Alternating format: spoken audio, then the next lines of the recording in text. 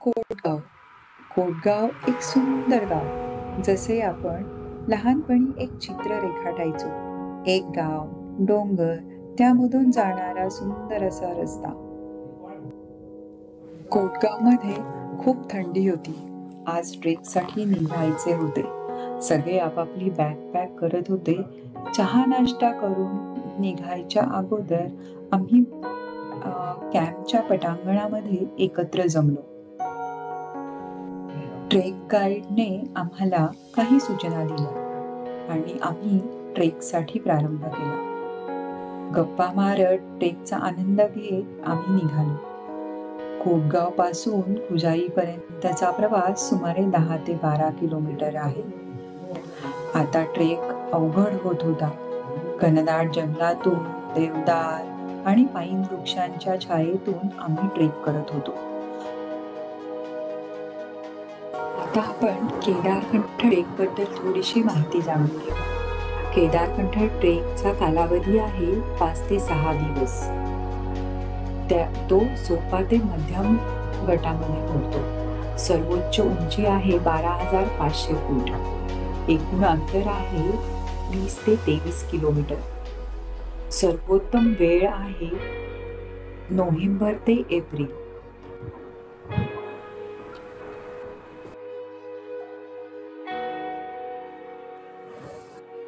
आता rest point आला होता. थोडा वेळ बसून पुन्हा ट्रेकसाठी निघालो. आज आम्हाला 9,420 फीट उंचीवर जायचे होते.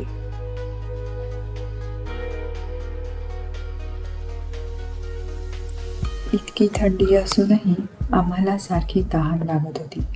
नैसर्गिक झऱ्यांच्या पाण्याचा आस्वाद घेत आम्ही ट्रेक करत होतो.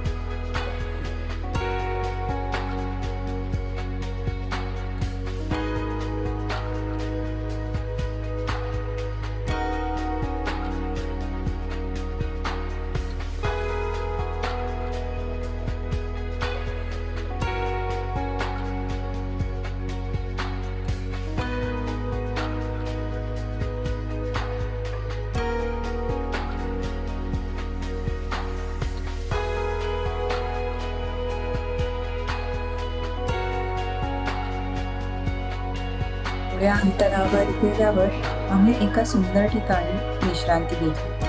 तेथून आम्हाला स्नोचे पॅच दिसायला चालू झाले. तिथे काही गप्पा गोष्टी, खेळ हे करून आम्ही पुढच्या ट्रेकला पुन्हा सुरुवात केली.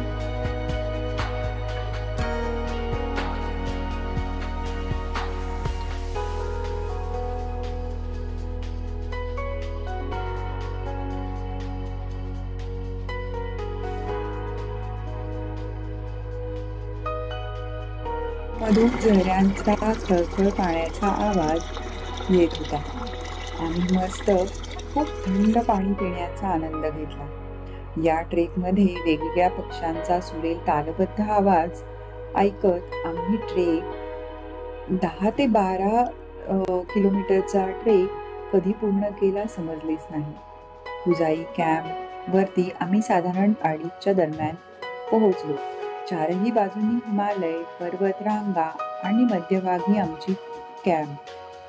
खूप सुंदर असे दृश्य जणू स्वर्गसुखाचा आनंद देणारा होता.